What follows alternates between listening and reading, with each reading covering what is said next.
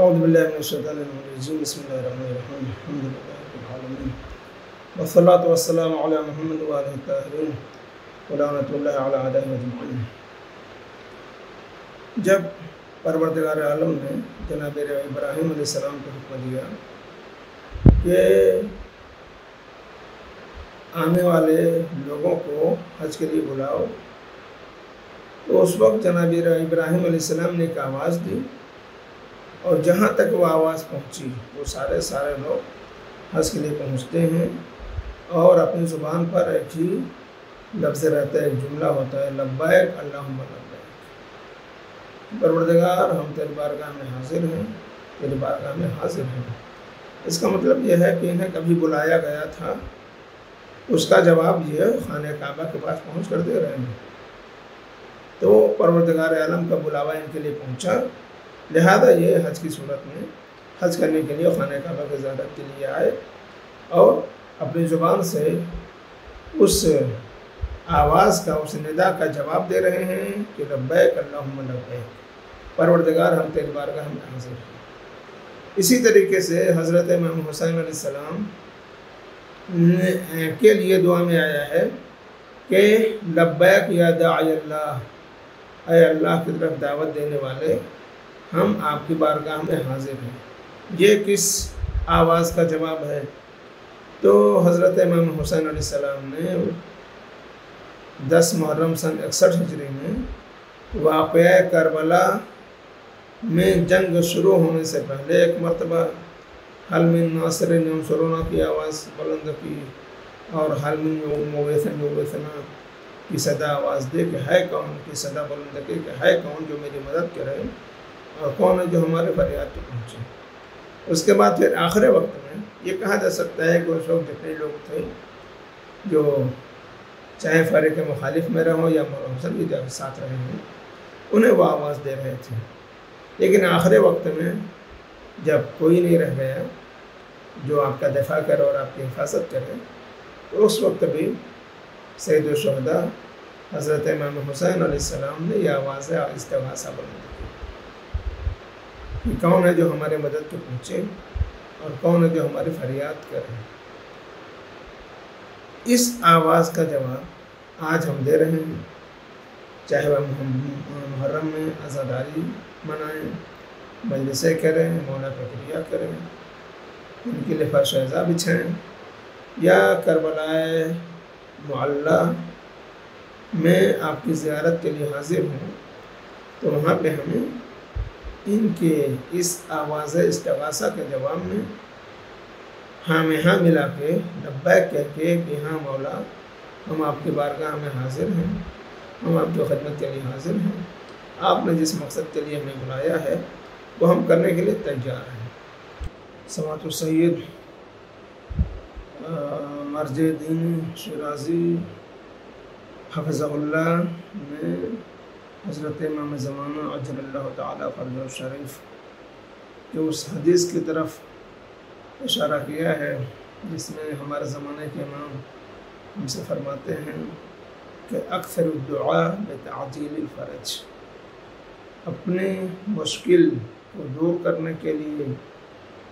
اپنی مصیبتوں کے جلدی دور ہونے کے لیے پروردگار عالم سے زیادہ دعا کرو، بکثرت دعا کرو کہ پروردگار عالم تمہارے مشکلات کو دور کرے، کیونکہ اگر تم یہ دعا کرو گے تو اس سے تمہارے مشکلات دور ہوں گے۔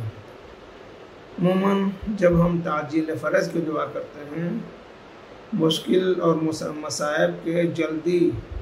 دور ہونے کی دعا کرتے ہیں، تو اس سے مراد ہماری ہوتی ہے کہ ہمارا اور آپ کے آخری امام حضرت امام زمانہ عجل اللہ تعالیٰ فرجہ الشریف کے ظہور کی ہم دعا کرتے ہیں، کیونکہ تمام مشکلات، تمام پریشانیاں، سماجی پریشانیاں، دینی پریشانیاں، اور تمام تر جو مصیبتیں ہمارے سامنے ہیں، اس کی وجہ یہ ہے کہ ہمارا مشکل کشا ہمارے سامنے نہیں ہے۔ اگر وہ ہمارے سامنے ہوتے تو ہمارے مشکل کشائی ہوتی، ہر طرح سے ہمیں دنیا میں عزت دی جاتی، لیکن امام کے غیبت کی وجہ سے ہمارے اوپر دنیا تنگ کر دی گئی، ہمارے حالات مشکل کر دیے گئے، زمین ہمارے لیے تنگ ہو گئی، لہذا جب تک ہمارے زمانے کے امام اس کائنات میں تشریف نہیں لائیں گے اور ظاہر نہیں ہوں گے، اس وقت تک ہمارے مشکلیں جو کہ تو بنی رہیں گی۔ لہذا اگر ہمیں اپنی مشکلات کا حل چاہیے تو ہمیں حضرت امام زمانہ عجل اللہ تعالیٰ فرجہ الشریف کے جلدی ظہور ہونے کی دعا کرنی ہوگی۔ عزیزوں، خود ہمارے اور آپ کے بارہویں امام نے اپنے ظہور کی تعجیل کے لیے دعا کا ہمیں حکم دیا ہے کہ زیادہ سے زیادہ اکثر الدعاء بتعجیل الفرج، اپنے مشکلات کے دور ہونے کے لیے اور جلدی جو دور ہونے کے لیے جتنی زیادہ تم سے ہو سکے دعائیں کرو۔ اور اس کو ظہور امام سے اس لیے تعبیر کیا گیا ہے کہ جب امام حاضر ہوں گے تو اسلامی ماحول اور ایمانی معاشرہ بنے گا،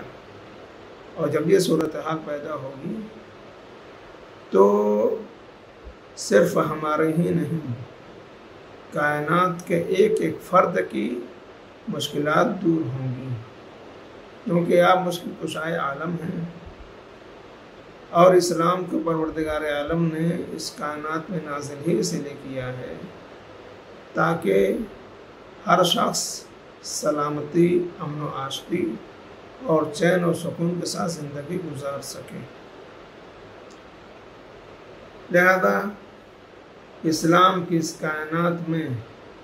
مکمل طریقے سے تطبیق اور شریعت الہیہ کا نفاذ اسی صورت میں ہوگا جب پیغمبر اسلام کا حقیقی جانشین، امت کا حقیقی امام اور پروردگار عالم کا حقیقی نمائندہ اس کے پیغام کے تحفظ کے ساتھ اس کائنات کے لوگوں کے سامنے ظاہر ہوگا۔ لہذا ہم سب کی ذمہ داری یہ ہے کہ ہر نماز کے بعد، ہر نیک کام کے بعد امام کے ظہور کی دعا کریں، اور اس کو امام نے تعبیر کیا ہے مشکلات کے جلدی دور ہونے سے، اور خاص طور سے جب ہم ائمہ طاہرین علیہ السلام کے مزارات مقدسہ پر زیارات کے لیے جائیں، انہیں سلام پڑھنے کے لیے جائیں، انہیں سلام کرنے کے لیے جائیں، تو ان مقامات پر ہمیں چاہیے کہ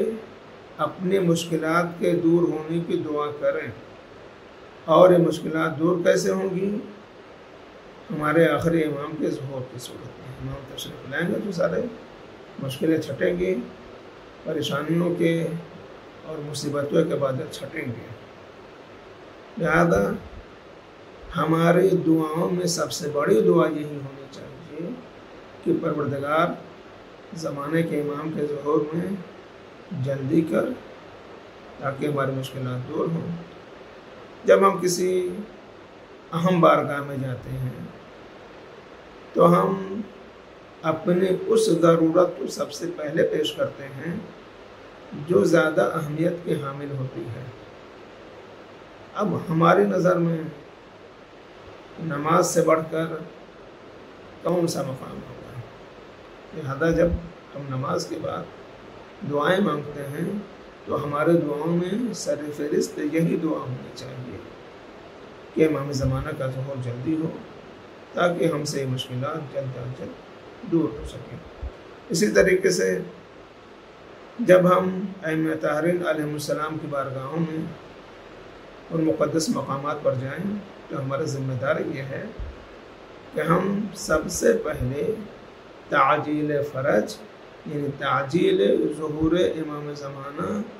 عجل اللہ تعالیٰ فرجہ الشریف کی دعا کریں، اور یہ دعا ہماری دعاؤں میں سب سے زیادہ اہمیت رکھنے والے ہونی چاہیے۔ اور جتنی شدت کے ساتھ ہم اپنی سخت ضرورتوں کے لیے دعا کرتے ہیں ان کی قبولیت کے لیے، حاجات کی روائی کے لیے ہم دعا کرتے ہیں، تو اس سے کئی گنا شدت اور تڑپ کے ساتھ ہمیں اپنے زمانے کے امام کے ظہور کے لیے دعا